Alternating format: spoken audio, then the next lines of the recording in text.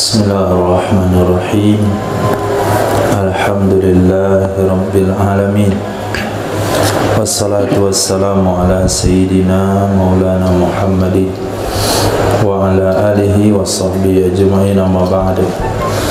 Rabbi yassir wa la tu'assir, Rabbi tamim bil khair. Rabbana shrah lana sudurana wa yassir lana umurana wa umural muslimin wahlul 'uqdatam min lisanina yafqahu qawlana. Qala al-mu'allif rahimahullahu ta'ala wa adama nafa'a bi ulumi wa barakatihi wa nafahati wa madati wa karamati fid darin amin. Wa isannu ba'daha khutbatani, disunahkan setelahnya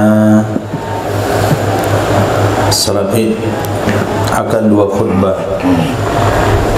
Rawat Syekhani meriwayatkan oleh Imam Bukhari dan Muslim dari Sayyidina Abdullah bin Umar radhiyallahu ta'ala anhuma annahu, sesungguhnya Nabi sallallahu alaihi wasallam dan sesungguhnya Sayyidina Abu Bakar dan Sayyidina Umar radhiyallahu ta'ala anhuma kanu, itu adalah mereka yusallun, mengerjakan salat al-Idain akan dua hari raya, qabla al-khutbati, sebelum khutbah, wa takriruha makisun alal jumu'ah, kemudian mengulanginya khutbah itu dikiaskan kepada Jumat. Kalau dalil Nabi khutbah di salat Id dua kali itu tidak ada dalam hadis. Yang ada dalam hadis salat Id ada khutbahnya, kemudian khutbah setelah salat. Untuk mengulangnya khutbah, artinya khutbah dua kali, itu kias kepada khutbah Jumat. Walam yathbut fihi hadithun, tidak sabit di dalamnya oleh satu hadis pun. Jadi yang khutbah sekali itu di salat Id, itu yang tidak terima dalil kias. Jadi dalil Quran hadis saja. Kadangkala kita dipaksa untuk khutbah sekali karena kursi nggak disediakan untuk duduk. Kalau nggak ada kursi disediakan untuk duduk, maka kita baca khutbah tetap dua kali, tapi diselangi oleh diam sesaat. Diam saja. Bahkan metode khutbah yang lebih ihtiyat menurut uraian khutbah yang kita bahas kemarin dalam salat Jumat, tausiah khutbah Id di khutbah kedua. Khutbah pertama tuntasin rukunnya, kemudian duduk, naik khutbah kedua, kemudian baca doa, baru ceramah. Itu yang paling mudah, yang paling sesuai dengan syarat dari rukun khutbah. Tapi karena beberapa pertimbangan, satu karena itu sunnah, dua karena belum pernah dipraktek, jadi saya juga belum buat. Nah, tapi kalau di sini buat seperti itu, khutbah salat Idul Adha di sini, tahun depan insyaallah Abu Bakar dipraktek seperti itu. Qalahu kama qalahul musannifu, sebagaimana mengatakan akannya pendapat oleh musannif dalam kitab Khulasah. Nah, musannif yang dimasukkan oleh Imam Jalaluddin sepertinya Imam Nawawi. Kitab tahqiq kayak Imam Nawawi juga. Walau quddimat ala shalah, jikalau didahulukan ia khutbah di atas salat, seperti yang dilakukan oleh Pak Marwan ketika berada di Madinah. Qala fi Raudhah, berkata ia Imam Nawawi dan kitab Raudhah, lam yu'tadda biha, niscaya tidak dianggap dengannya khutbah, enggak dihitung dengannya khutbah. Kasunatir ratibati ba'dal faridah id quddimat, sama dengan sunnah rawatib ba'diyah, sunnah rawatib setelah fardu apabila didahulukan. Kita antum idza atau id ketika didahulukan. Arkanuha kahi, arkanuhuma rukun-rukun keduanya khutbah id itu sama dengan dianya rukun-rukun dua khutbah pada salat Jumat. Wahia, dan dia adalah hamdulillahi ta'ala, wassalatu ala rasulillah, wal wasiyatu bittaqwa, fihima, pada keduanya dua khutbah, khutbah pertama, khutbah kedua.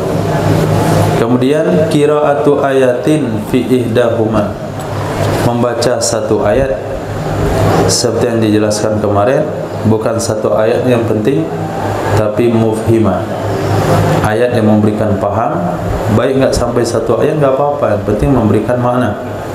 Walaupun satu ayat tapi enggak ada maknanya, belum ada kesimpulan hukumnya, tidak sah. Seperti summa nadhar. Kemudian doa lil mukminin pada khutbah kedua. Wala yustaratu fihima al-qiyamu, tidak disyaratkan pada keduanya dua khutbah id akan berdiri. Kalau khutbah duduk juga boleh. Nah, buat khutbah salat id kasih meja, nah, jangan lupa tetalu di kanan. Khutbah seperti ceramah, seperti pengajian juga boleh, karena berdiri itu sunnah.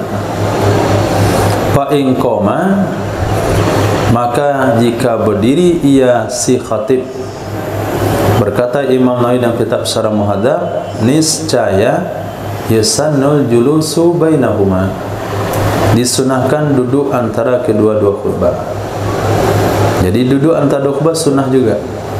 Jadi kalau enggak disediakan kursi, ya sudah, baca dua khutbahnya, ganti saja duduk dengan ukuran baca qul huwallahu ahad. Amal julusu qablahuma alal mimbar faqila la yustahabu. Adapun duduk sebelum keduanya dua khutbah di atas mimbar, maka dikatakan tidak disunahkan. Kenapa tidak disunahkan? Karena khutbahnya setelah solat langsung berdiri.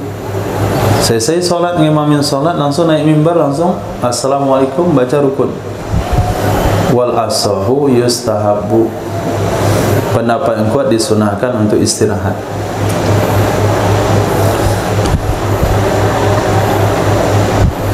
Wa qablahu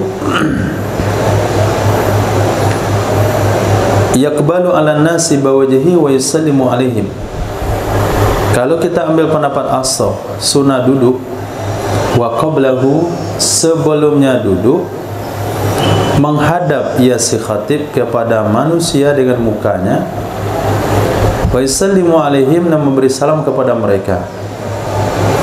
Nah, kalau ini antum praktekkan hari ini, saya rasa akan berdiri muazin untuk azan. Atau kemungkinan kedua, antum dianggap salah dalam menyampaikan khutbah. Selesai solat, assalamualaikum warahmatullahi, beri assalamualaikum warahmatullahi wabarakatuh. Duduk dulu. Saya rasa orang ini dikira Jumat, Ustaz. Enggak lumrah di tengah masyarakat duduk sebelum khutbah id. Nah, namun menurut pendapat asal sunnah duduk untuk istirahat. Qala fi syarhil muhadzabi, berkata Imam Nawawi dalam kitab Syarah Muhadzab, wa yarudduna alaih, menjawab mereka jamaah atasnya khatib, artinya menjawab salam, kama sabaq fil jumu'ah, sebagaimana terdahulu dalam bab salat Jumat. Wa yu'allimuhum, mengajarkan ia si khatib akan mereka jamaah hukumnya sunnah pada Idul Fitri akan perihal zakat fitrah, pada Idul Adha akan perihal korban. Artinya ahkamahuma, hukum kedua-duanya. Ini materi khutbah Idul Fitri. berkaitan dengan fitrah. Jelaskan hukum fitrah. Tidak boleh bagi kaum muslimin muslimat yang sudah berzakat dengan uang tolong ditambah. Itu masih kurang. Karena Anda telah menganut mazhab Hanafi. Menurut Hanafi 4 liter bukan 2,8 kilo, tapi 4 kilo tambah uangnya. Bagi bapak-bapak, ibu-ibu yang ngasih zakat fitrah ke anak yatim, ganti. Enggak sah zakat ke anak yatim. Bapak-bapak, ibu-ibu yang bayar fidyah puasa karena tidak puasa, enggak cukup bayar fidyah, wajib qadha. Bagi para petugas-petugas zakat yang ngambil fidyah dari ibu-ibu yang tidak puasa karena melahirkan atau menyusui atau hamil, maaf, yang enggak puasa karena menyusui atau hamil, dan dia mengkhawatirkan dirinya sendiri, kembalikan fidyahnya. Itu tidak halal dimakan. Nah, kata Pak Pengurus, coret ustaznya, kurangi amplop nih. Nah,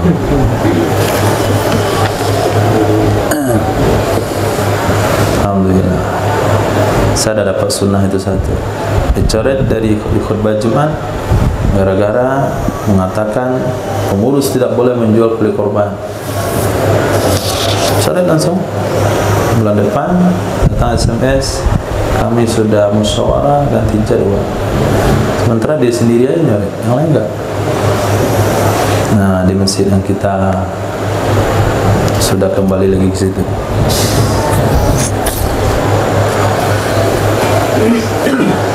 Khair. Wal fitratu, apa itu fitrah? Fitrah itu artinya sedekatul fitri, zakat di hari raya fitri. Dan dianya fitri sebagaimana dikatakan oleh musannaf dengan kasrah fa. Fitri artinya adalah maulidah. Nah, maulidah, kelahiran. Dan sebagaimana dikatakan oleh Imam Ibnu Rif'ah, seperti Imam Ibni Abiddam, bacanya dengan domanya zakat futra, bukan fitra tapi putra, dan doma fa. Yaftatihu istihbaban, mengawali ia si khatib, hukumnya sunnah. Al-ula, khutbah pertama dengan tis'i takbirat, 9 kali takbir, wilaan beriring-iring. Allahu Akbar, Allahu Akbar, Allahu Akbar, Allahu Akbar, Allahu Akbar, Allahu Akbar, Allahu Akbar, Allahu Akbar, Allahu Akbar, walillahil hamd. Beriring-iring, enggak lama jedahnya. Wasaniyata, dan mengawali khutbah kedua bi sab'in wilain, 7 takbir yang beriringan. Berkata Sayyidina Ubaidullah bin Abdullah bin Utsbah bin Mas'ud dari salah seorang tabi'in, inna zalika minas sunnah, sesungguhnya demikian takbir 9 khutbah pertama, 7 khutbah kedua bagian dari sunnah. Berarti ini hadis mursal karena diriwayatkan kepada tabi'in. Hadis itu diriwayatkan oleh Imam Syafi'i dan Imam Baihaqi. Walau fassala baina bil hamdi, jikalau memisah-misahkan ia seseorang antara keduanya dengan puji, dengan tahlil, dengan sana, boleh juga. Allahu Akbar, Allahu Akbar, Allahu Akbar, walillahil hamd. Allahu Akbar, Allahu Akbar, Allahu Akbar, la ilaha illallah, mukhlisina lahuddin. Tak apa-apa. Qala fi rawdati, berkata Imam Nawawi dan kitab Rawdah, nas Syafi'i, menegaskan menas artinya pendapat tunggal Imam Syafi'i radhiyallahu an. Fakathirun, dan mayoritas, kebanyakan dari ashab, apa yang mereka tegaskan, ala annaha laysat minal khutbah, sesungguhnya takbir 9 khutbah pertama, 7 khutbah kedua tidak termasuk bagian khutbah. Innama hiya muqaddimatun laha, hanya saja dianya adalah muqaddimah untuk khutbah.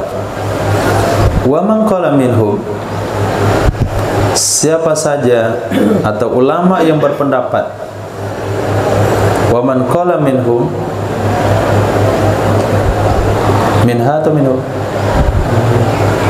wa man qala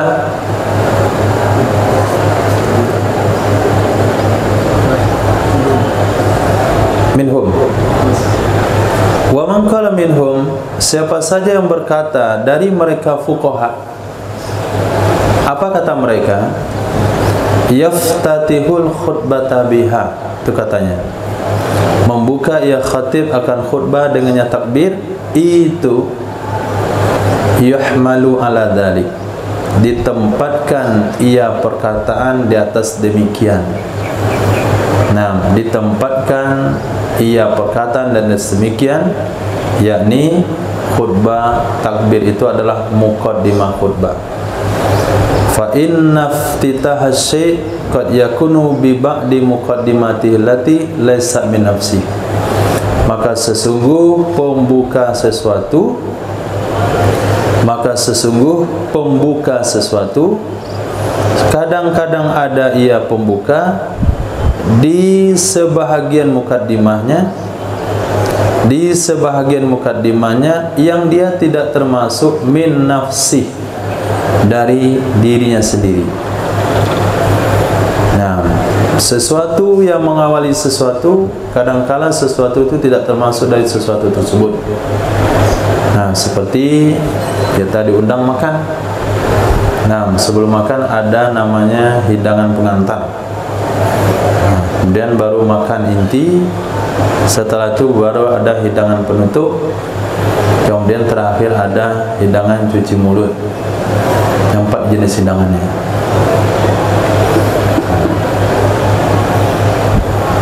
Itu bagi mereka. Bagi kita awalan wa akhiran. Nah, hidangan pembuka itulah penutup, penutuplah pembuka, dinampan. Kalau ahbab juga bagi semangkanya dinampan juga. Lengkap situ semuanya, buahnya situ juga, kerupuknya situ juga. Awalan wa akhiran. Wa yundabul ghuslu lil Id, disunahkan mandi untuk salat Id. Alhamdulillah agak nyantai sayang hari ini. Disunahkan mandi untuk salat Id, merakan oleh Imam Ibnu Majah dari Sayyidina Abdullah bin Abbas radhiyallahu anhuma.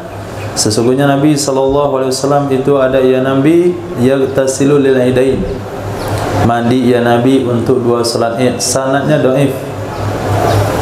Nah, enggak ada masalah dengan sanadnya, yang penting pengamalannya yang kuat. Wa yadkhulu waqtuhu, masuk waktunya mandi Id binisfil lail, di tengah malam.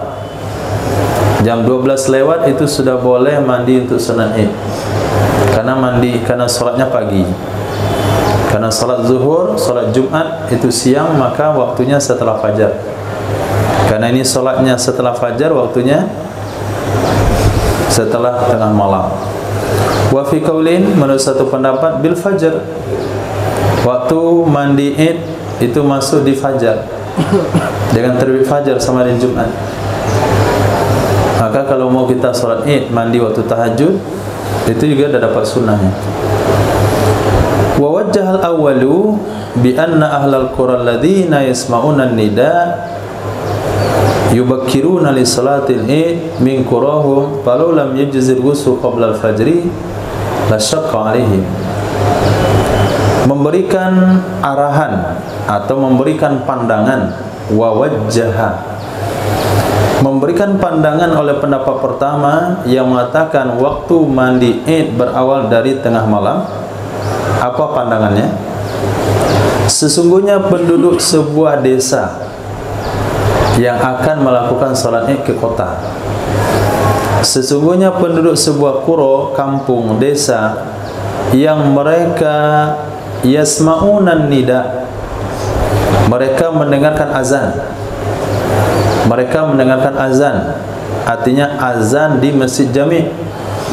Kemarin dalam bab salat Jumat, orang ini wajib salat Jumat ke masjid jami' karena dia dengar azan dari kampungnya. Yubakkiruna, mereka akan berangkat pagi-pagi hari untuk salat Id min qurahum, dari kampung mereka. Falau lam yajuz al-ghuslu qabla al-fajri, sekiranya falau lam, jikalau tidak boleh mandi sebelum fajar, sungguh sulit hal itu terhadap mereka, sungguh menyulitkan hal itu terhadap mereka. Itu satu. Pandangan kedua adalah al-farqu bainal id wal jum'ah takhiru salatiha wa taqdimu salati. Perbedaan antara salat Id dan Jumat itu tertakhir salatnya Jumat siang, dan terdahulu salatnya Id pagi. Fa'ulika ghuslu binisbis sani. Nah, fa'ulika ghusluhu, maka dikaitkanlah mandinya Id dengan tengah malam kedua. Ini pendapat tawassut. Sedangkan pendapat ketiga mengatakan jam'il lail, sepanjang malam, setelah maghrib juga boleh mandi salat Id. Setelah maghrib dia mandi. Kenapa kau mandi? Saya besok mau salat Id. Itu pendapat ketiga. Titik. Wa yundabut tatayyubu, disunahkan pakai parfum. Wa tazayyunu, berdandan, menghias diri, sama dengan salat Jumat, dengan cara ayatazayyana bi ahsani thiyabi, dia berdandan menghiasi diri dengan yang paling bagus pakaiannya. Laisal lubsul jadi itu bukan memakai pakaian baru, tapi memakai pakaian yang baru dari yang dia punya. Jadi nggak usah maksakan diri beli baju baru. Antum kan malah maksakan diri. Ada baju barunya dua, ada dua sih. Pernah. Tapi baru dari awal sampai ke atas kan. Nah, itu di zaman dulu lah, waktu zaman penceklik, waktu zaman dulu udah lama waktu SD, itu semua harus baru. Sandal baru, hari ketiga copot sendalnya. Nah, karena ya malu ke kampung orang buat sendal asal baru saja, kualitas nggak tahu. Baru pulang di rumah nenek, udah copot sendalnya. Nah, baju baru kena kuah gulai. Kacang tujin sekarang aman, anak-anak itu nggak dikasih kacang tujin, nggak mau. Kalau dulu tuh disembunyikan. Nah, sengaja botolnya itu sempit kepalanya, jadi ngambilnya bisa begini, ambil gini bisa, tapi kalau sempat digenggam nggak bisa keluar tangan. Saking berharganya kacang tujin waktu itu. Sekarang tuh, nah, nggak ada peminatnya lagi. Nah, kemudian disunahkan juga menghilangkan kuku, potong kuku. Kemudian rihil karih, bau busuk. Sebagaimana terdahulu dalam pembahasan salat Jumat. Sawa'un fil ghusl, bersamaan pada saat mandi, au ma ba'dahu, atau apa saja yang ada setelah mandi. Al-qaidi fi baiti, dan tinggal wa ma ba'dahu kama taqaddam sawa'un fil ghusli wa ma ba'dahu. Al-qaidi fi baitihi wal khariji lis salati, sebagaimana yang terdahulu dalam bab salat Jumat, bersamaan ada yaitu pada mandi dan apa saja yang ada setelah mandi. semuanya dikiaskan kepada sholat Jumat. Orang yang duduk di rumahnya, orang yang keluar ke sholat. Apa hukumnya mandi Jumat bagi orang yang berangkat Jumat? Apa hukumnya mandi Jumat bagi orang yang tidak hadir Jumat? Sudah selesai pembahasannya bab Jumat. Ada pendapat mengatakan sunnah juga bagi orang yang tidak hadir sholat Jumat mandi Jumat. Nah, semuanya itu berlaku di sholat Id. Hadza hukmu rijal. Ini adalah hukum laki-laki. Pakai baju baru, pakai baju bagus, pakai parfum, berdandan. Aman nisa'u, adapun wanita-wanita, fayukrahu, maka dimakruhkan bagi zawatil jamal, wanita-wanita yang punya kecantikan, hay'ah, dan hay'ah itu daya tarik atau penampilan. Apa yang makruh? Hudur, untuk hadir sholat Id.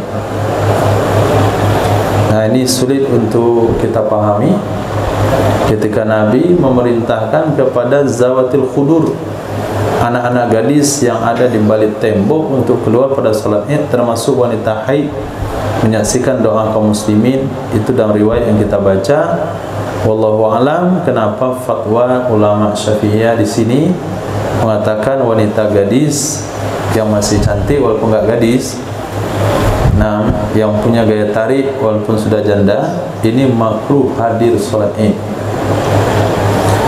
Wa istahabu lil aajiz, wanita yang disunahkan sholat Id ada yang tua-tua saja, usia 60 ke atas. Nah, kalau tahun 90-an, 50 tahun ke atas sudah tua. Kalau antum tahun 2025, 50 tahun ke atas atau 50 sampai 60 itu belum boleh katakan tua.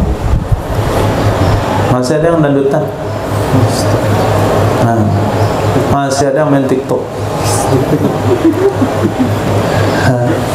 Usia 50 jadi artis.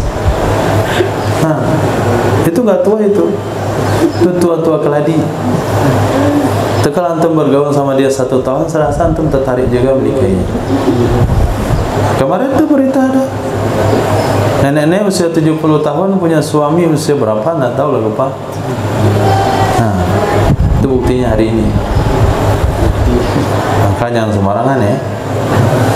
Nah, lihat ibu-ibu udah punya anak, kira aman dari fitnah. Itu hari ini nggak aman. Udah punya anak kok ibu itu? Iya, udah punya anak. Udah kawin anaknya, udah punya cucu. Tetap aja untuk hari ini waspada. Lil aajiz. Kemudian yatanazzafna bil ma' wa la yatatayyabna. Nah, ini kayaknya fuqaha ini apa namanya itu, firasatnya itu untuk masa mendatang tuh, fikih untuk masa akhir zaman itu sudah disiapkan. Membersihkan diri mereka nenek-nenek dan air dan tidak pakai parfum. Nah, karena kalau pakai parfum tetap aja kullu sakit laki. Nah, setiap orang tercecer ada yang ngutip. Pasti ada yang ngutip. Nomor sini nggak laku, sini nomor nenek inilah dicoba. Oh, diterima, ahlan wa sahlan. Aman nisa'u wa yakhrujna fi siyabi bazlihinna. Hah? Ah, itu yang salah tulis ini. Kitab saya juga salah tulis. Situ? Hah? Wa yakhrujna fi siyabi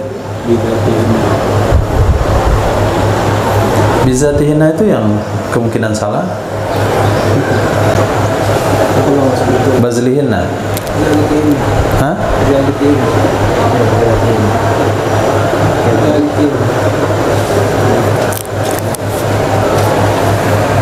Bazlihinna. Bazlah bukan biza. Bazlatihinna. Dan keluar mereka pada pakaian keseharian mereka, pakai pakaian rumah, daster, mukena yang dipakai di rumah. Dia mukena baru. Nenek-nenek usia 55 pakai mukena baru, pakai baju baru, tambah parfum, tambah bedak, make up, sudah itu naik usianya 40. Maka dikatakan fuqaha pakai baju rumahan, pakai daster yang bau bawang dikit. Wa fi'luha ay salatil id di masjid afdalu. Melaksanakan salat id di masjid lebih bagus. Kenapa? Li syarafih, karena mulianya masjid. Katakil enggak bis sahara, di tanah lapang. Afdalu lebih bagus. Li'annaha arfaq birraqi wa ghairi. Karena tanah lapang itu lebih sesuai dengan pengendara dan yang lain. Lebih sesuai suasananya dengan raqib, orang berkendara dan yang lainnya. Kecuali karena uzur. Contohnya uzur dakil masjid alal awal. Sempitnya masjid menurut pendapat pertama. Sempitnya masjid berdasarkan pendapat pertama. Pelaksanaan salat Id sebaik-baiknya di masjid, kecuali kalau masjid sempit. Fatukrahu fihi, maka dimakruhkan ia salat Id di masjid kalau sempit. Kenapa dimakruhkan? Listaswish, karena mengganggu. Biziham, dengan berdesak-desak, jadi ada yang nggak dapat tempat sholat dan sebagainya. Kemudian contoh uzur yang lainnya, wujudil matar, turunnya hujan, atau salji, berdasarkan pendapat kedua yang mengatakan lebih baik di tanah lapang kecuali kalau hujan. Lebih baik tanah lapang kecuali kalau banyak salju. Maka dimakruhkan ia salat Id di tanah lapang. Ala qiyasi karahatiya fil masjid, didasari kepada kias makruhnya salat Id di masjid.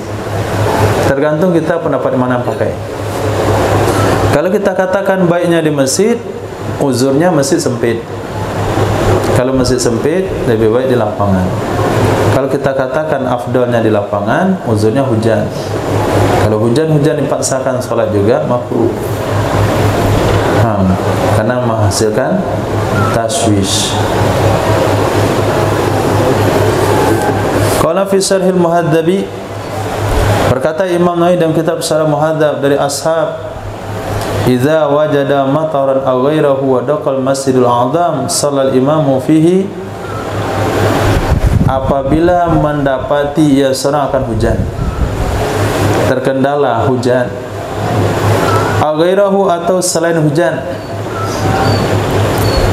wadaqal masjidul a'zam, sempit juga masjid agung, sempit juga masjid pusat, sallal imamu fihi, niscaya salatlah imam di masjid pusat. Wastakhlafa may yusalli, dan melantik pengganti ia imam akan orang yang memimpin solat dengan sisa manusia di tempat lain. Nah, kalau kita pahami pembahasan fikih ini, maka sistem salat Id sama dengan salat Jumat, yaitu berpusat kepada Masjid Agung. Kalau tempat kita berpusat di masjid kelurahan. Nah, di masjid jami'. Berarti pelaksanaan solat Id di sebagian kampung-kampung kita yang mendirikan solat Id di musola-musola masing-masing, ini tidak sesuai dengan anjuran. Sesuai dengan anjuran. Maka musola Nur Hasanah, musola Ikhwanul Mukminin, semuanya datang ke Ittihad situ gabung. Di tempat saya ada surau 7 surau. Satu nagari 7 surau apa? Satu nagari 7 surau. Itu surau nggak boleh melakukan salat Id walaupun mereka melakukan salat 40 hari. Walaupun mereka tarawih setiap malam di surau, tapi nggak boleh salat Id, haram hukumnya. Nah, semuanya akan gabung di satu masjid. Nah, sekiranya alhamdulillah sudah banyak orang-orang taat sehingga masjid nggak muat, akhirnya tetap dilaksanakan. Mau dibawa ke lapangan hari hujan, yang gini mana masalahnya? Maka laksanakan salat Id di masjid jami'. Kalau ada sisanya bawa ke masjid kecil. Coba renungi hadis Nabi. Boleh kalian yang hadir salat Id boleh tidak salat Jumat? Apa sih rahasianya di sana? Berarti Nabi menekankan kepada seluruh masyarakat Madinah termasuk pedalamannya untuk hadir ke Madinah untuk salat Id dan Jumat. Di sana letak persatuan umat. Maka Kemenak nggak usah lagi kasih izin pendirian masjid di kota-kota Padang atau kota yang lain. Nah, sudah cukup itu. Itu aja belum penuh. Ini berdiri lagi masjid baru. Nanti ada orang kaya mau bikin masjid, dapat lagi. Akhirnya semakin kecil persatuan umat, semakin banyak tempat-tempat ibadahnya. Dan setiap yang punya tempat ibadah itu berwenang pengurusnya atau penguasanya, yang sebagian besar latar belakangnya tidak beragama. Nah, kadang-kadang pensiunan polisi, kadang pensiunan tentara, kadang pensiunan kantoran. Nah, dia punya kebijakan sendiri dalam agama. Apa kata dia? Kita lebaran sekarang. Sekeliling lebaran. Maka ada lebaran, kita lebaran. Nah, ini yang menyebabkan rusaknya cara beragama.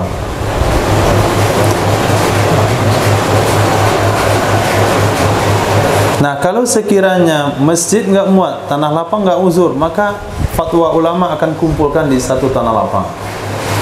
Kalau sekiranya satu kota Padang ini wali kota menginstruksikan tidak boleh sholatnya di seluruh masjid, melainkan semuanya ngumpul di tanah lapang Imam Bonjol. Pasarnya tutup waktu itu, kumbangkan semua ngumpul di situ. Lepas khutbah wajib salaman. Yang nggak mau salaman nggak boleh tinggal kota Padang. Itu masya Allah akan ada persatuan umat.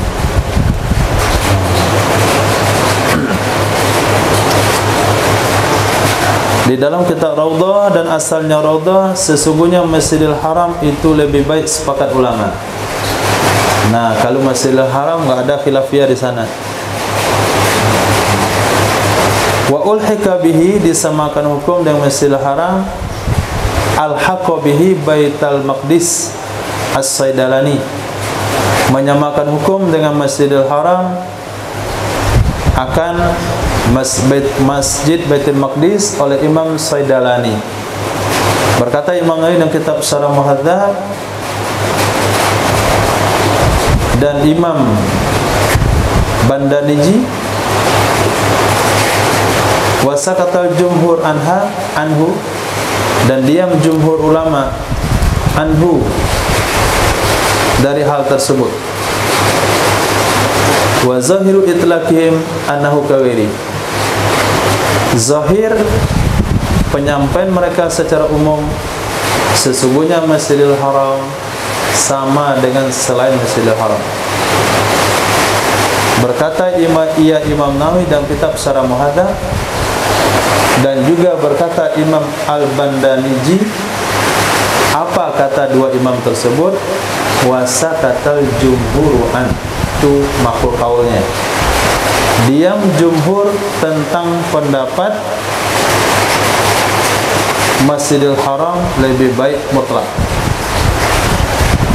Diam jumhur tentang pendapat Masjidil Haram lebih baik secara mutlak, nggak ada khilafiyah. Zahir itlaq mereka fuqaha, masjid lebih baik daripada tanah lapang. Pendapat kedua, tanah lapang lebih baik pada masjid. Jadi penyataannya masjid, enggak dikaitkan dengan masjid mana-mana.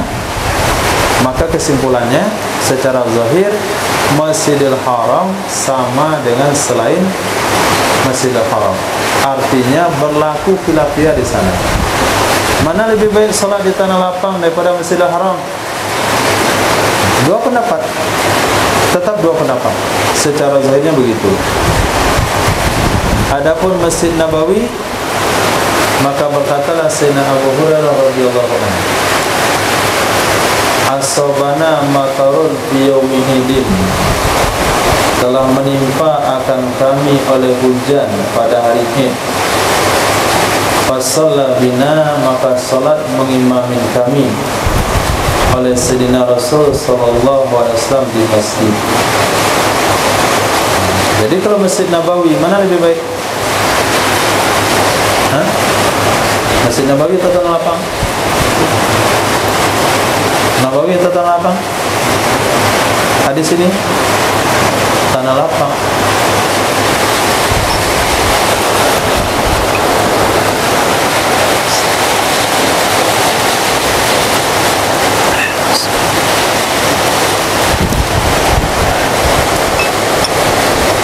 Tanah lapang lebih baik berdasarkan hadis tersebut. Karena kata Sayyidina Abu Hurairah, karena hujanlah kami salat di Masjid Nabawi. Merekam akannya hadis oleh Imam Abu Daud dengan sanad yang baik. Merekam oleh Imam Bukhari dan Muslim dari Sayyidina Abu Hurairah, dari Sayyidina Abi Sa'id Al-Khudri radhiyallahu anhu, sesungguhnya Nabi sallallahu alaihi wasallam, karena ada ya Nabi yakhruju, keluar ya Nabi Yaumal Adha, pada hari Idul Adha, pada hari Idul Adha dan pada hari Idul Fitri. Fayadda'u bis salat, maka memulai ya Nabi dengan salat sampai akhir. Nah, dari hadis ini menunjukkan bahasanya di zaman Nabi, Nabi salat Idnya tidak di Masjid Nabawi, di luar. Karena ada bahasa di sana yakhruju. Arti yakhruju adalah yakhruju ilal musalla, keluar ya Nabi ke tempat solat, tanah lapang. Kenapa bisa ditafsirkan yakhruju keluar ke tanah lapang? Karena bisa saja yakhruju keluar dari kamar ke masjid li zikriha fihi, karena ada penyebutannya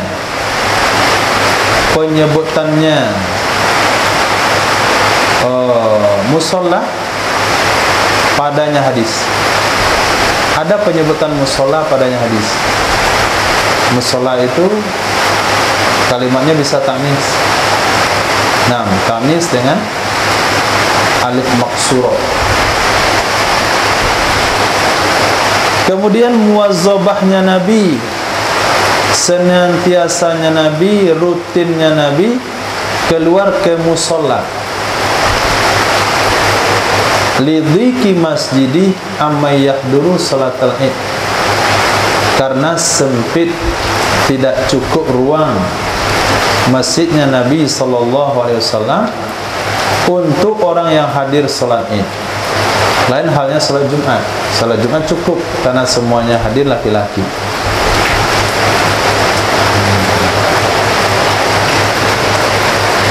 Wa yastakhliful imamu, dan melantik pengganti, menunjuk pengganti oleh imam ketika keluarnya imam ke tanah lapang. May yusalli bid-du'afa, orang-orang yang solat Artinya maaf, orang yang mimpin solat, orang yang menjadi imam solat dengan orang-orang lemah, seperti syuyukh, laki-laki yang sudah uzur, mardo, orang-orang sakit. Karena orang ini kalau dipaksakan ke lapangan nggak sanggup lagi. Kalau dipaksakan ke lapangan mungkin dia merasa sulit. Maka dibuatlah solat Id bagi orang-orang uzur, bagi orang-orang lemah di masjid. Maka buat imam khusus satu. Sebagaimana melantik imam oleh Imam Ali karamallahu wajhah akan Sayyidina Abu Sa'id Al-Khudri, Abu Mas'ud Al-Ansari, bidzalik, pada demikian mengimamin salat Id orang-orang tua dan lemah yang Idnya di Nabawi, yang mereka salat Id di Nabawi. Merakan akannya hadis oleh Imam Syafi'i dan sanad yang sahih. Waqti sarum ala salat yufimu annal khalifah la yaktubu, mencukupkan atau membatasinya mereka fuqaha dengan kata-kata ala salat, yastakhlifu mayusalli, jadi melantik pengganti orang yang ngimamin solat. Itu memberikan pemahaman sesungguhnya khalifah, imam dua, imam pengganti itu enggak baca khutbah, salat saja, tok salat, enggak baca khutbah. Ini demi menjaga persatuan, demi menjaga satu narasi. Nah, jangan sampai khutbah di Id beda lagi, khutbah di lapangan beda, khutbah di masjid beda. Nah, pulanglah bapak sama anak diskusi, bagaimana khutbah tadi di lapangan? Oh begini, kata bapaknya. Oh kami di masjid begini tadi, beda ya. Nah, supaya nggak terjadi hal seperti itu, yang tua-tua sholat doang, yang khutbah tetap imam inti, artinya satu imam yang berwenang memimpin sholat di satu kelurahan, satu khatib yang berwenang di satu kelurahan. Yang lain kalau mau buat nunggu pelantikan, nunggu penggantian. Nah, kayak ini membatasi. Tapi dengan cara seperti ini kesatuan umat lebih baik. Nah, ini masa-masa kita ini masa fitnah. Jadi yang bicara atas nama kepresidenan bukan presiden saja. Kalau dulu yang bicara atas nama presiden hanya juru bicara presiden. Nah, sekarang rakyat juga bicara atas nama presiden, mewakili isi hati Pak Presiden. Jadi banyak itu kata-kata presiden yang bertabrakan satu sama lain. Nah, karena ini presiden persi menteri agama, ini presiden persi menteri olahraga. Kalau kita lihat dalam pembahasan fikih ini, yang dilantik pengganti itu cuma ngimamin sholat saja. Kalau khatib tidak. Waqad saraha bihi al-Jaili, sungguh menyampaikan terus terang, bukan secara mafhum ya, tapi menyampaikan secara lugas dengan pernyataan tersebut oleh Imam Al-Jaili atau Al-Jili di dalam kitab Syarah Tanbih. Berikut, wa yazhabu fi tariqin wa yarji'u fi akhara, berangkat ia seseorang menempuh satu jalan, pulang di jalan lain. Ini salah satu sunnah. Berangkat satu jalan, pulang lewat jalan lain. Jalan berangkat lebih jauh daripada jalan pulang. Li fi'lihi sallallahu alaihi wasallam dalik, karena melakukannya Nabi sallallahu alaihi wasallam akan demikian. Nabi kalau mau salat Id, berangkatnya jalannya beda, pulang jalannya beda. Merakan akannya hadis oleh Imam Abu Daud juga yang lain. Di dalam kitab Sahih Bukhari Dari Sayyidina Jabir bin Abdullah radhiyallahu an qala adalah Nabi sallallahu alaihi wasallam idza kana yaumu idin, apabila adalah hari Id, khalaqat tariq, membedakan ia Nabi akan jalan. Jalan pergi beda, jalan pulang beda. Wa arjahu fi sababi dzalik, wal arjah, yang kuat dalam sebab demikian, sesungguhnya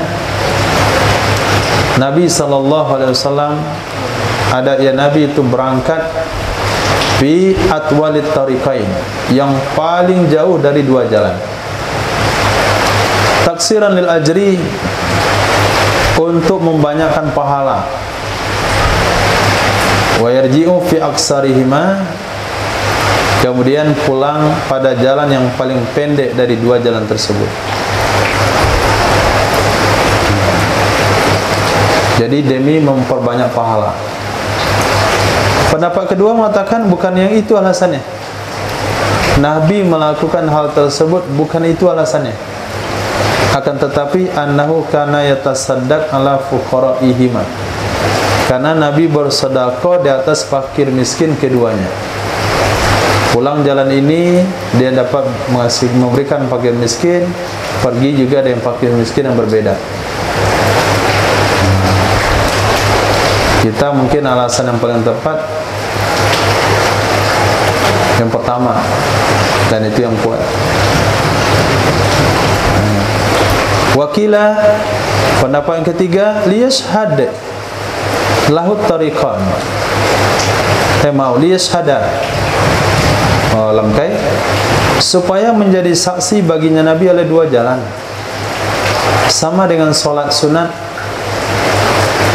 kita berpindah setelah dari tempat sholat fardu, supaya tempat itu menjadi saksi atas sholat yang kita lakukan. Sholat sunat lagi, pindah lagi. Nah begitu juga dalam hal jalan ini. Wa istahabuz zahabu fi tariqin, disunahkan pergi pada satu jalan. Wa ruju'u fi akhara, kembali di jalan lain pada salat Jumat juga. Dan selain salat Jumat, menyebutkan akannya pendapat oleh Imam Nawawi dalam kitab Riyadih, dan kitab Riyadnya Imam Nawawi, yaitu Riyadus Salihin. Wa yubakkirun nas, disunahkan juga berangkat pagi-pagi hari oleh manusia. Gunanya untuk apa? Liyakhudhu majalisahum, supaya mereka bisa mengambil posisi tempat duduk mereka, biar dapat posisi yang terdepan. Waliyantazirus sholat, supaya mereka menunggu sholat, terutama yang punya suara bagus. Ini sunnah berangkat lebih awal. Kasihan sih Pak Pengurus, suaranya dah habis takbiran dari tadi malam, pagi juga takbiran, nanti lagi pengumuman, nggak ada yang gantiin dia aja. Iramanya sama, suaranya set-set sampai. Jadi semangat daripada Idul Fitri itu nggak nampak. Jadi kumpulkan anak-anak muda yang suaranya bagus, takbiran itu dari cepat, paling cepat berangkatnya. Soundnya jangan lupa juga yang bagus. Ini ada satu tempat.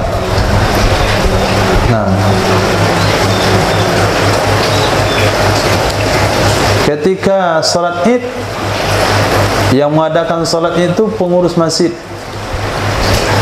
Soundnya toa yang bulat luar tuh, itu bunyinya dari kejauhan seperti toa orang jual obat. 3 hari 4 hari setelahnya ada anak muda, kaum remaja, dia mengadakan pesan saum muslim. Itu soundnya bagus. Sound organ tunggal dia sewa. Ada apa dengan pengurus ini? Untuk nyanyi itu anak muda, remaja, bukan remaja, pemuda yang buat.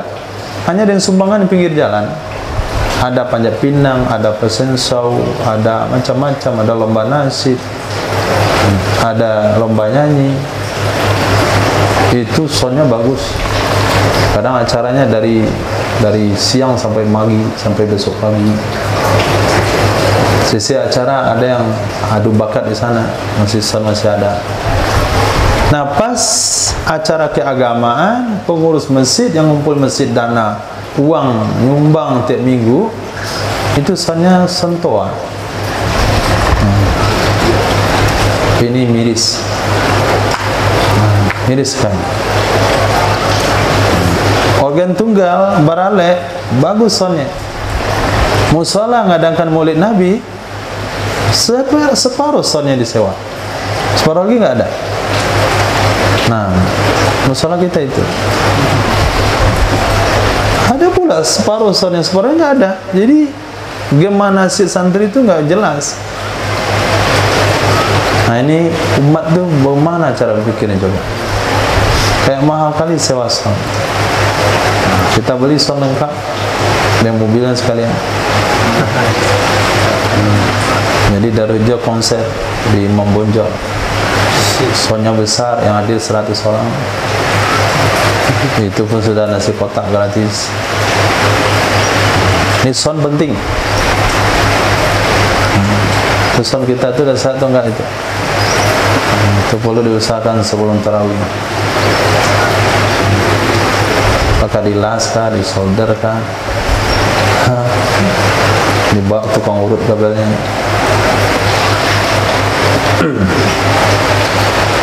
Khair. Yubakirun nas wa yahdurul imam waqta salati. Hadir pak imam waktu salatnya. Artinya sunnah hadirnya terakhir. Karena hadis dari Sayyidina Abi Sa'id Al-Khudri yang telah terdahulu. Wa yu'ajjilul hudura fil adha. Menyegerakan ia seorang akan hadir pada Idul Adha. Wa yu'akhiru fil fitri qalilan. Melambatkan hadir di Idul Fitri sedikit. Idul Adha lebih cepat sedikit, Idul Fitri lebih lambat sedikit. Nah, karena Idul Fitri ada kesempatan bagi jamaah untuk berbuka dulu di rumah. 3 butir kurma, beberapa teguk air, tambah lontong lebaran, ketupat lebaran. Kalau Idul Adha karena enggak makan, langsung dipercepat dikit. Kataba telah menusulat oleh Sayyidina Rasul sallallahu alaihi wasallam kepada Sayyidina Amr bin Hazam ketika melantik ia Nabi menjadi gubernur. Akannya Sayyidina Amr bin Hazam di Bahrain, apa kata Nabi? Ajilil adha, segerakan olehmu Idul Adhanya, wa akhiril fitr, tunda olehmu akan Idul Fitrinya. Artinya solatnya, bukan harinya. Mereka akannya hadis oleh Imam Baihaqi. Kata Imam Baihaqi itu hadis mursal. Hikmahnya adalah ittisa' waqti tadhiya, melapangkan waktu korban. Melapangkan waktu korban sehingga salat zuhur berkumandang, korban selesai. Jangan sampai gara-gara korban, petugas korban enggak salat zuhur. Ini kan masalah. Kemudian melapangkan waktu zakat fitri sebelum salat. Kenapa ditunda salat Idul Fitri? Supaya banyak waktu bagi orang memberikan zakat sebelum salat. Karena sebaik-baik zakat sebelum salat. Nah, hadis ini, pengamalan hadis ini ada pergeseran demi keafdalian. Apa maksud pergeseran? Dipercepat bayar zakat fitrahnya, enggak usah tunda pagi. Karena pengurus masjid mau membagikannya malam takbiran. Jadi bayarkanlah 3 hari atau 2 hari sebelum Idul Fitri. Karena kalau diminta pengurus masjid memberikan zakat fitrah di pagi hari, salat. Praktek di sini karena zakat fitrah individu, daripada yang berwajib zakat kepada yang menerima langsung.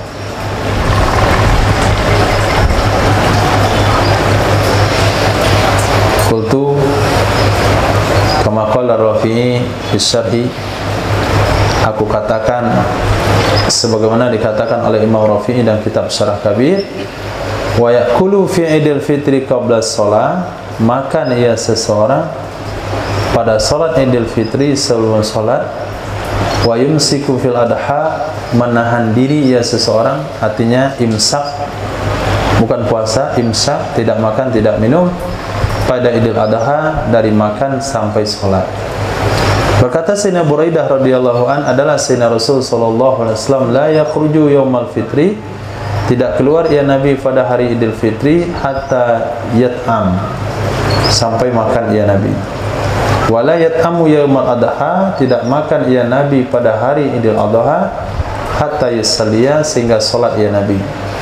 Mereka akannya hadis oleh Imam At-Tirmizi, menganggap sahih akannya hadis oleh Imam Ibnu Hibban dan Imam Hakim.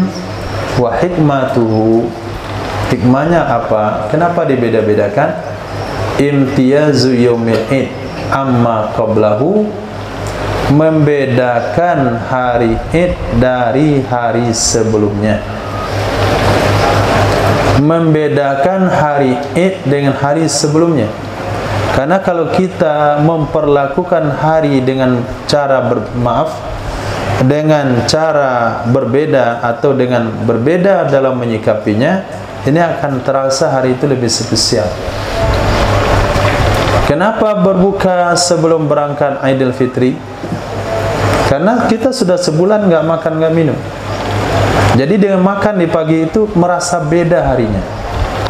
Kenapa kita nggak makan minum ketika Idul Adha? Karena di kemarin-kemarin kita ada makan. Supaya merasa beda hari itu, supaya merasa beda pagi hari itu, kita buat tidak makan. Itu salah satu hikmahnya, membedakan hari Id dari hari sebelumnya dengan cara mubadarah bil akal, cepat makan, ini untuk Idul Fitri, atau ta'khirihi, atau menunda makan, ini untuk Idul Adha.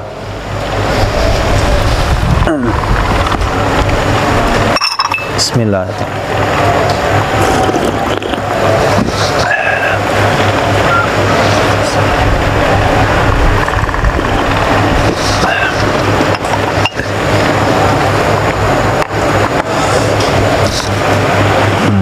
Kalau antum ngomong 24 jam sekalipun, minum air panas enggak pakai gula, bisa aman. Tapi kalau khutbah sih nggak mungkin. Kalau cuman untuk pengajian mau 10 jam sehari nggak ada masalah. Takut yang nyimak aja, ada demam dan dingin panas. Ini mumpung materinya ringan nih, santai aja, mulus gitu. So jangan sepoi-sepoi.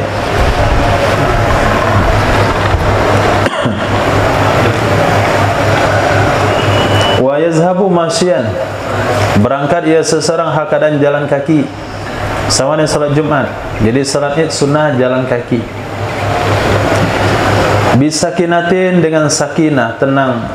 Karena ada hadis Imam Bukhari dan Muslim, idza ataitumus shalah fa'alaikum bisakinah.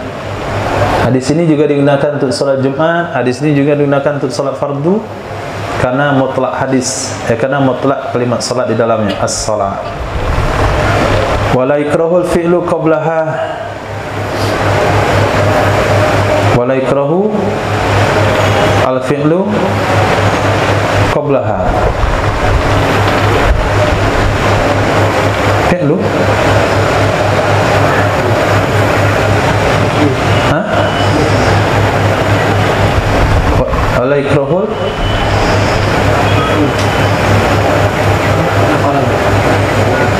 fi'il mudhari'. Naflu. Nah, ini fi'lu. Tentu fi'lu juga. Nah, itu yang betul.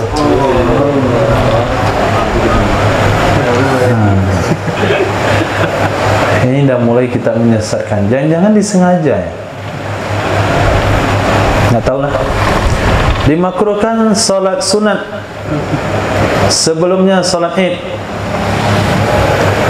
setelah terangkat matahari, tidak dimakruhkan.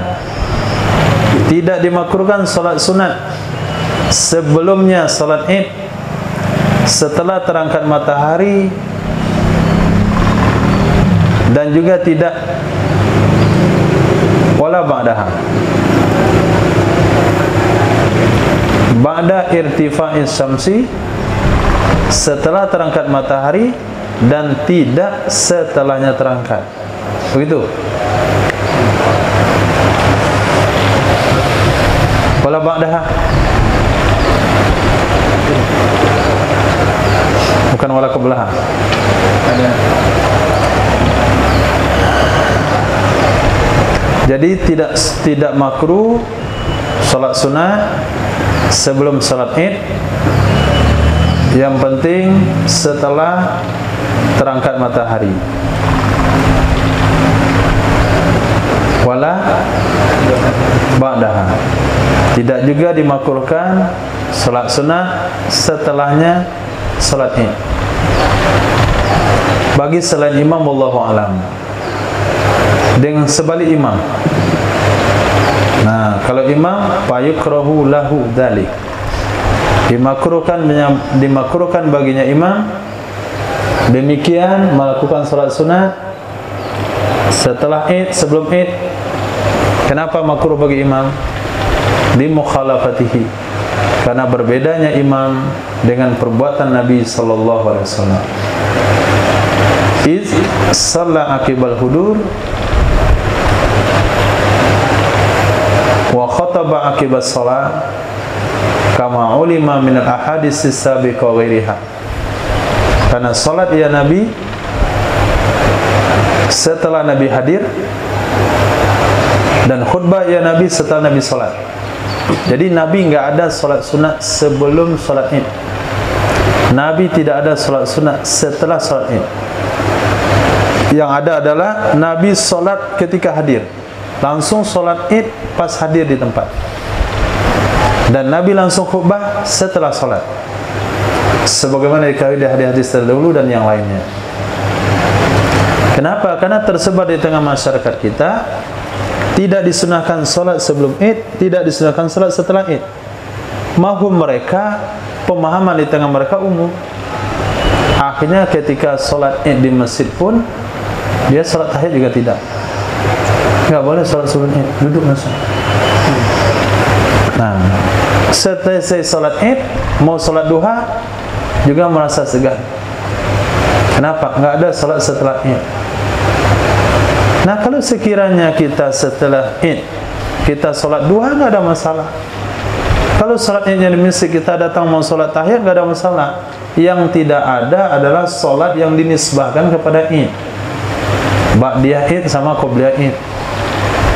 Dan itu di sini untuk imam yang enggak sunnah. Bagi makmum sah saja.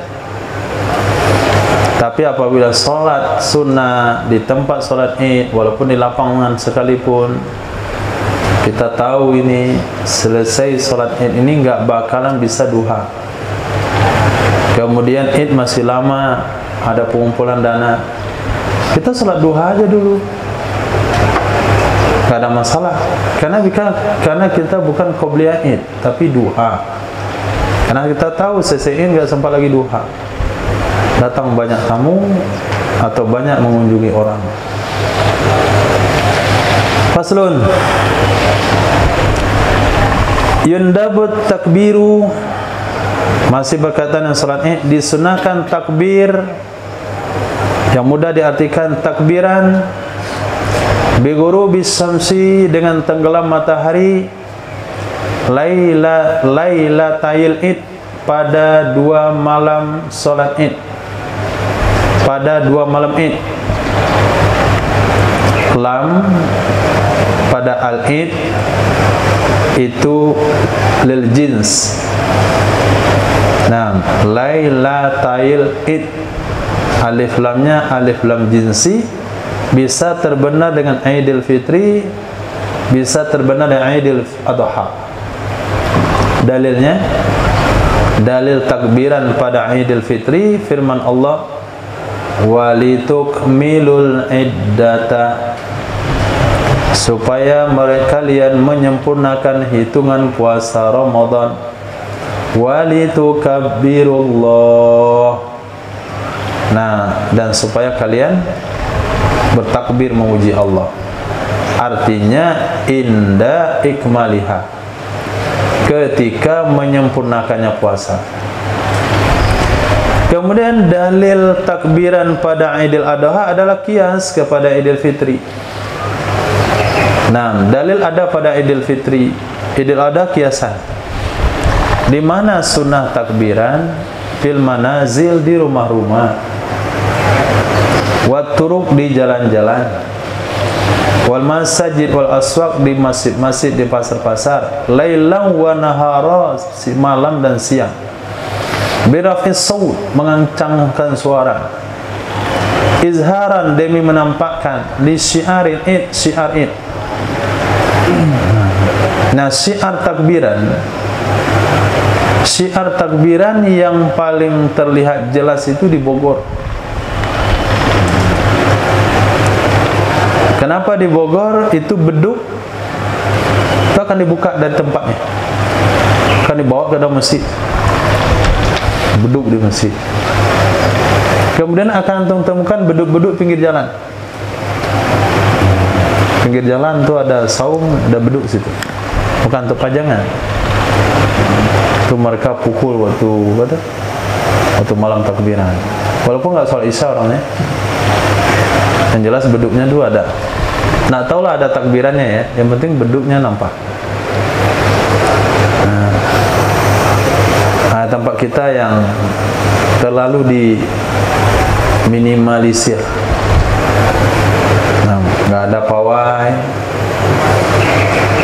takbiran di apa saja, di masjid. Itu pun orang-orang yang sudah tua. Nggak tahu lah kampung masing-masing. Pariaman? Apa yang sebagian? Keliling. Pawai. Sepanjang jalan. Terkampung. Manazil. Turuk. Pesisir. Nggak ada. Buat besok takbiran sampai ke tengah laut, balik lagi.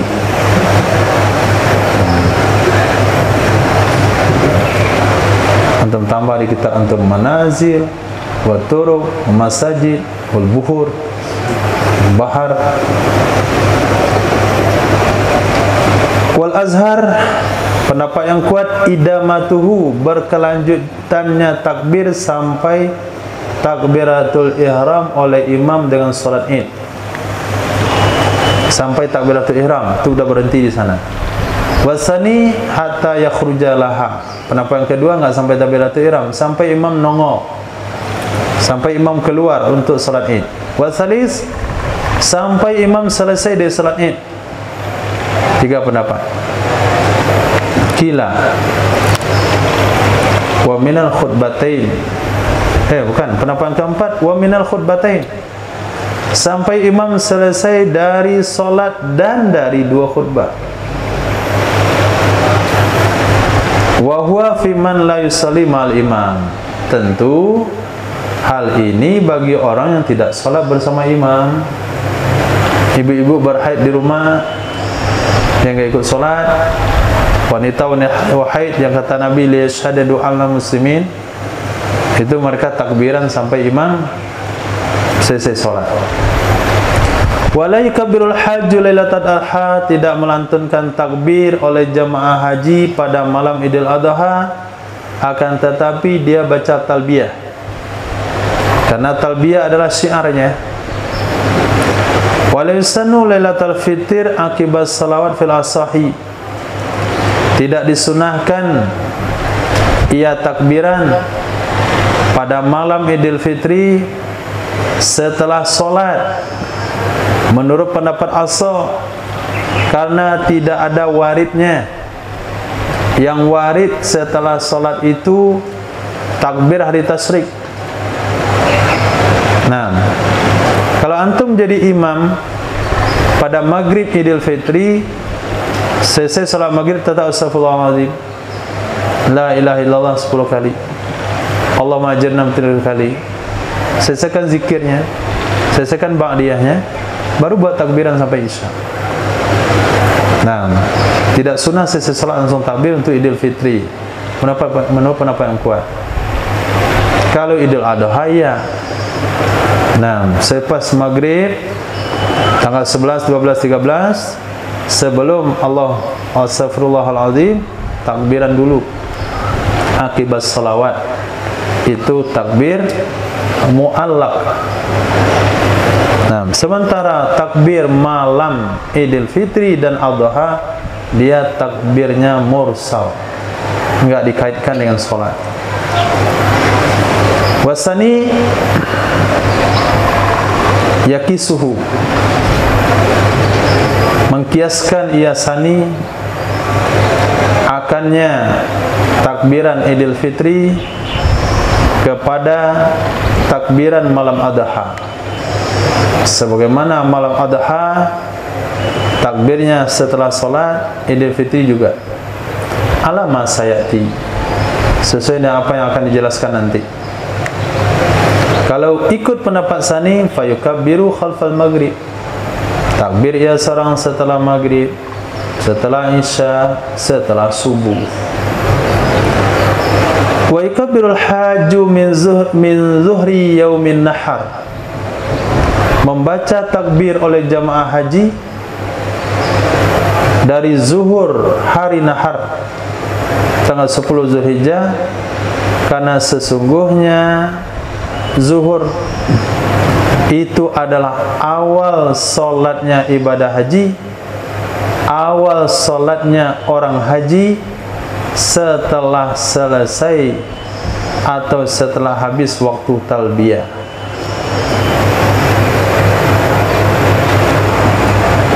Wa yakhtumu atau yukhtamu, dan ditutup ia takbir,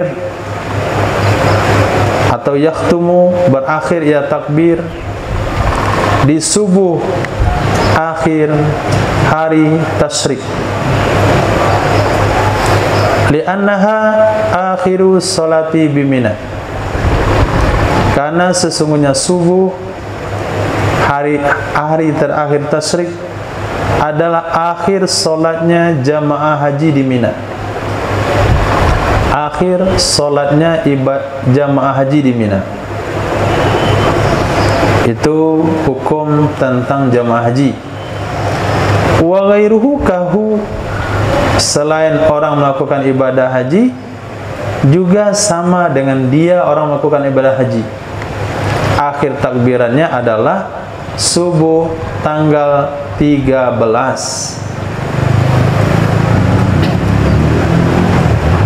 Artinya ghairul haji kal haji fi dzalik, selain orang melakukan ibadah haji sama dengan orang melakukan ibadah haji dalam hal demikian.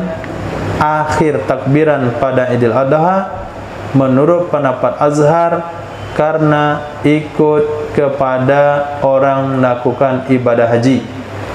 Menurut satu kaul tidak, yukabbiru ghairuhu, melantunkan takbiran oleh selainnya orang melakukan ibadah haji berawal dari maghrib malam nahar, maghrib malam nahar yaitu malam Idul Adha, dan ditutup di subuh akhir hari tasyrik sebagaimana pendapat telah terdahulu. Menurut satu kaul berawal dari subuh hari Arafah tanggal 9 Zulhijjah, subuh itu dah takbiran, ditutup di asar akhir hari tasyrik, mulai pada subuh Arafah sampai akhir hari tasyrik. Jadi takbirannya 5 hari. Nah, kalau kita jangan diamalkan yang ini, amalkan yang pertengahan saja. maghrib malam takbiran, sampai asar hari tasyrik. Karena kalau kita takbiran juga subuh hari Arafah, apalagi khilafiyah saat itu, kita dianggap sudah lebaran oleh orang. Kapan pula Darul Hijrah itu Isya? Dah takbiran pagi tadi kedengaran? Enggak, itu kami takbiran hari Arafah itu, bukan ikut Makkah. Nah, karena tasabuh yang seperti ini tidak melahirkan syak wa sangka, maka ambil pendapat yang kuat untuk awalnya, ambil pendapat yang lemah untuk akhirnya. Wal amalu ala hadza fil amsar. Praktek seperti ini di kota-kota. Maaf, fil amsar. Amsar bukan kota kan? Oh, zaman, masa. Praktek seperti ini dari masa ke masa. Berkata Imam Nawawi dalam kitab Raudhah, itulah ya azhar. Bukan itu kaul, bukan itu pendapat yang lemah, itu pendapat yang kuat. Menurut ulama muhakkik, muhakkik adalah ulama yang menetapkan hukum dan dalil. Karena ada hadis alladzi rawahu Hakim, yang meriwayatkan akannya hadis oleh Imam Hakim, sesungguhnya Nabi melakukan hal itu. Wa qala fihi, berkata Imam Hakim perihal hadis tersebut, sahihul isnad, sanadnya sahih.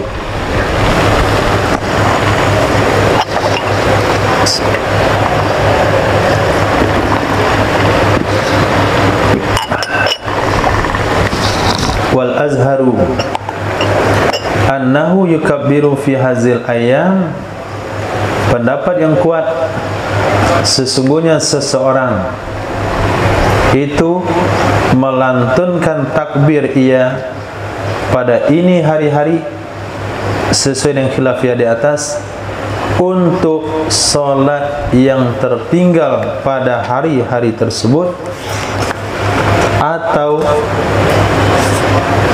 pada salat yang tertinggal di selain hari-hari tersebut. Jadi yang dimasukkan adalah takbir pada Idul Adha, takbir bagian 2. Karena Idul Adha takbirnya dibagi 2. Ada takbir mursalnya, ada takbir muqayyadnya. Takbir mursalnya seperti bahasan di atas, takbiran di 2 malam Id berakhir ketika imam sudah mulai sholat. Nah, takbir muqayyadnya setelah sholat Id sampai akhir hari tasyrik. Pendapat pertama subuh, pendapat kedua asar. Itu takbirannya selesai sholat. Sholat mana-mana saja. Satu, di belakang sholat qadha juga. Nah, di belakang sholat qadha juga. Karena sibuk korban, sholat zuhur tertinggal pada hari Id. Kemudian di qadha ba'da asar. Setelah asar dia takbiran, setelah qadha sholat asar dia takbiran. Begitu juga sholat qadha di luar hari Id. Sholat qadha bulan Rajab, bulan sebelumnya atau tahun sebelumnya. Sholat qadha yang diqadha di hari tersebut, setelahnya disunahkan takbiran. Juga disunahkan takbiran setelah sholat rawatib. Nah, setelah sholat rawatib. Wa minha sholatul Id. Di antaranya adalah sholat Id itu sendiri. Sholat Id itu sendiri. Berarti kalau kita imam Idul Fitri langsung naik mimbar khutbah. Kalau kita dalam pelaksanaan Idul Adha, takbiran dulu, kemudian naik mimbar. Karena sunnah takbiran selesai sholat Id. Kemudian nafilah mutlaqah, sunnah takbiran setelah sholat sunat mutlak. Karena sesungguhnya takbir adalah syiarnya waktu. Menurut pendapat yang kedua tidak. Nah, tidak. Hanya saja dianya takbir adalah syiar, dinisbahkan ke solat fardu yang tunai. Setelah duha nggak sunnah takbiran. Takbiran itu adalah syiar salat fardu yang tunai. As-sighatu al-mahbubah, lafadznya takbir yang dicintai, yang masyhur.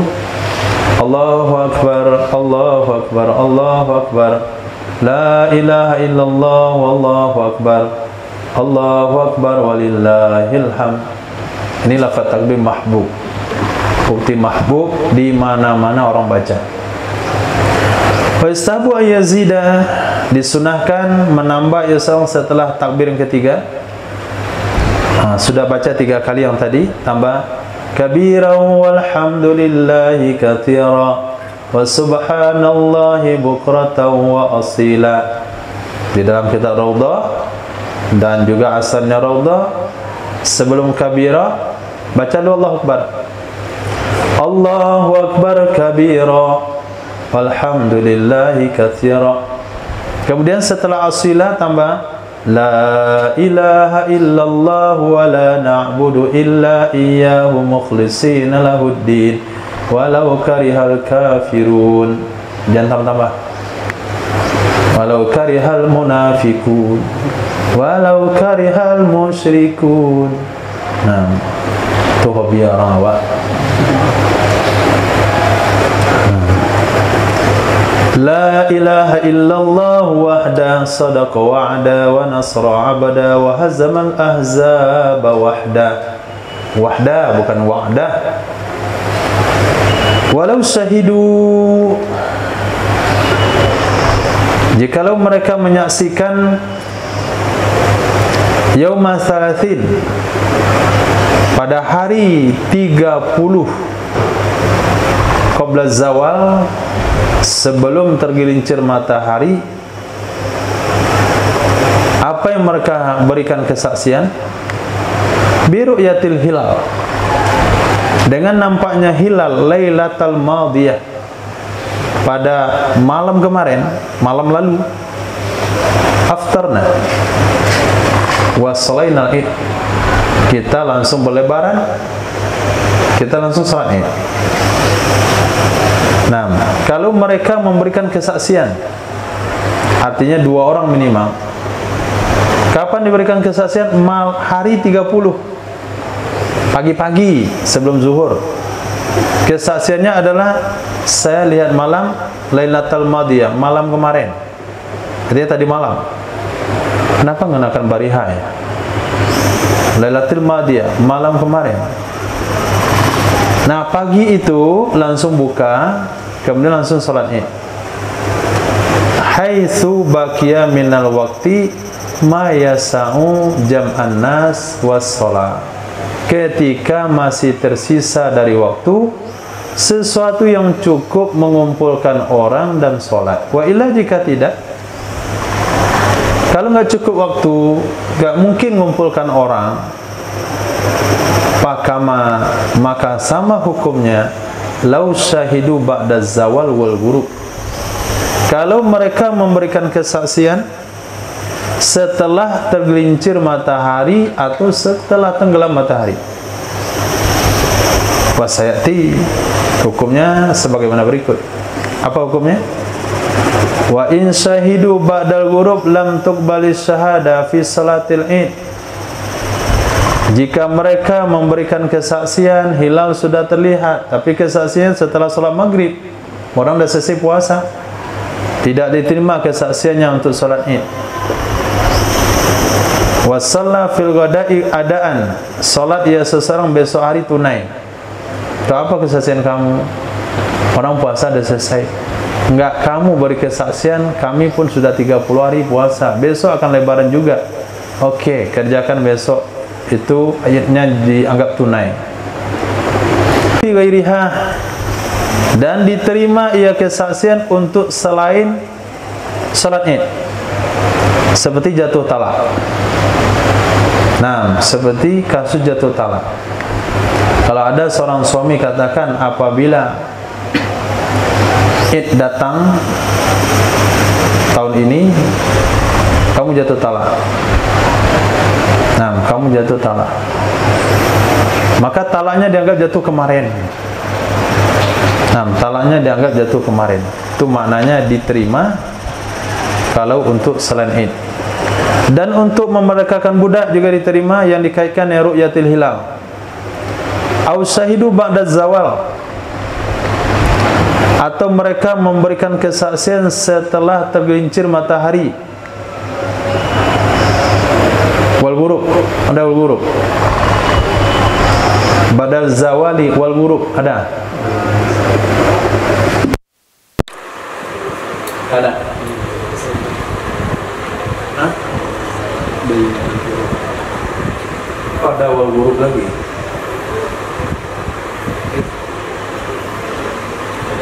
Gak ada wal ghurub. Ada.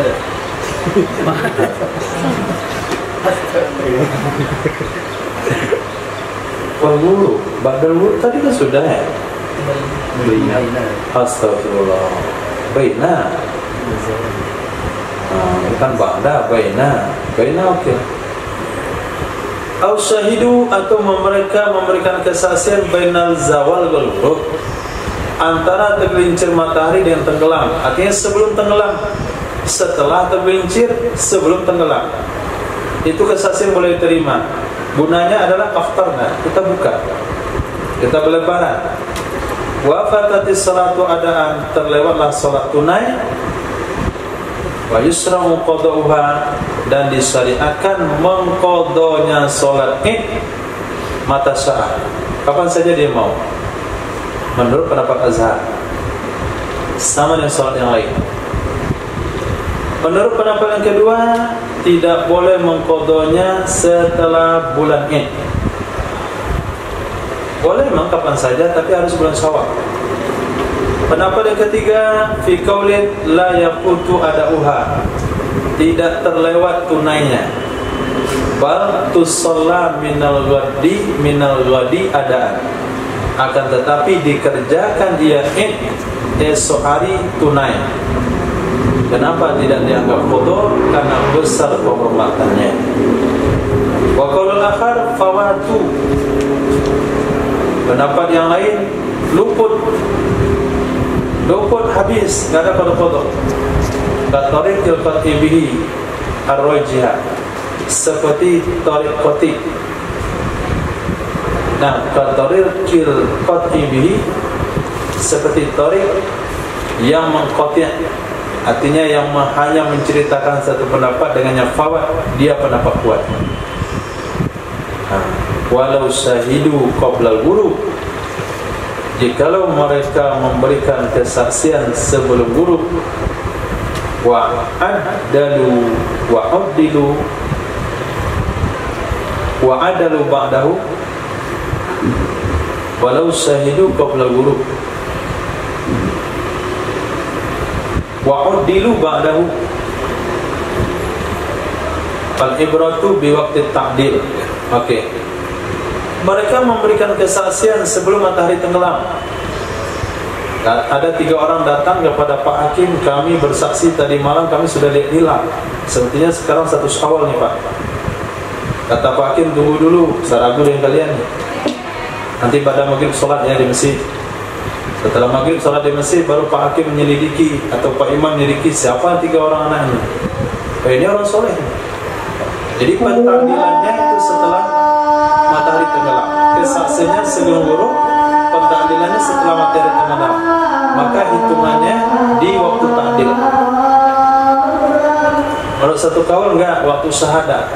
Waqad taqaddama hukmuhuma, sungguh terdahulu hukum kedua-duanya, syahadat dan takdil. Wallahu a'lam. Subhanallah wa bihamdihi, asyhadu an la ilaha illa anta, astaghfiruka wa atubu ilaik. Subhanaka rabbil izzati amma yasifun. Assalamualaikum.